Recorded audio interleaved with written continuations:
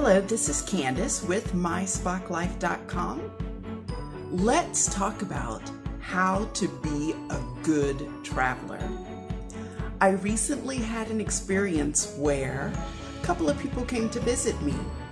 I was looking forward to their trip because I like to play tour guide.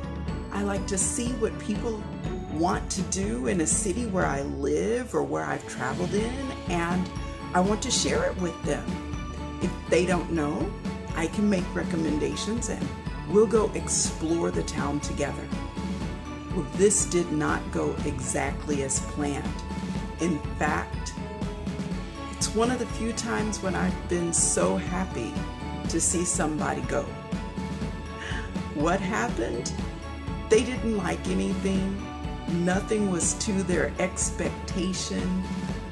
Chickens had too many bones, and pork had meat on it, and the hotel room beds were hard and lumpy, and one place was too far to go, and it was a rainy day and we can't see anything. There was just a complaint about every single thing. And while I should have known that the trip would have gone this way, I was still a bit surprised. So I decided, maybe people need tips to know how to be a good traveler. Let me give them to you.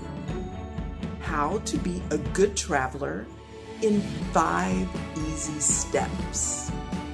Number 1, be clear about your expectations. If you're going to go and visit someone and they ask, what would you like to do? Don't say, oh, anything is fine with me. If you don't like museums, you may be stuck in a museum all day.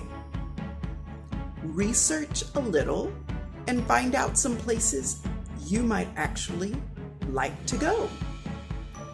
Number 2, don't expect things to be like home. Things will not be like home because you are not at home.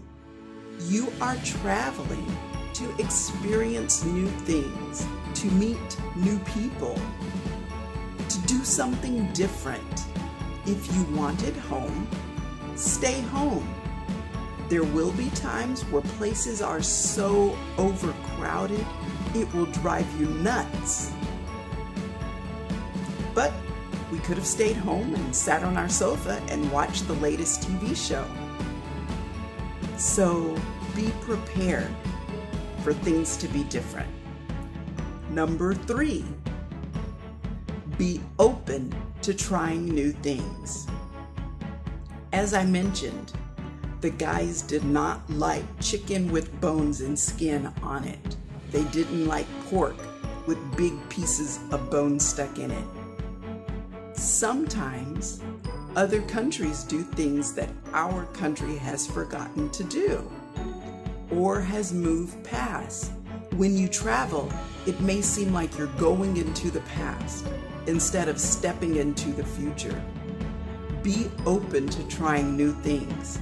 I went to dinner with friends and there was seafood on the table that looked alarming.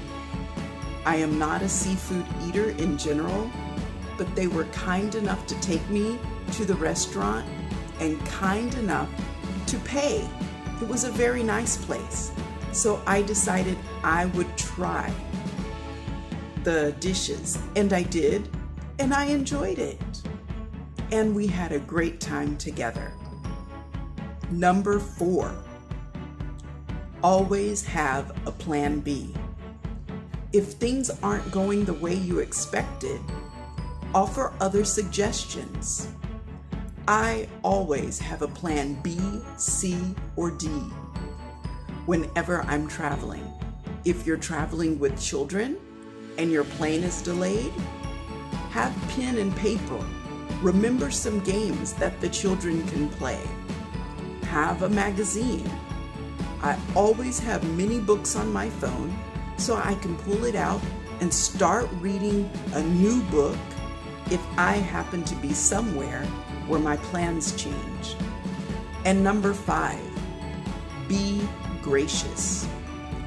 Even if you travel somewhere and you discover you can't stand the country, you can't stand the food, and you hate the hotel or the place where you're staying, remember that anyone who helps you, anyone who answers a question, is going out of their way to be polite and to be kind, and they didn't have to. If someone is showing you around the city, they're taking their time to do that. Be gracious. Say thank you. And you never have to go and visit that place again. This is Candace with MySpockLife.com. I hope that you find those tips helpful. If you have other tips that you use in order to be a good traveler, whether that's traveling around the world or traveling in your own city, please leave a comment below and let me know. I love to know what you're doing. Thank you for watching. Remember to subscribe.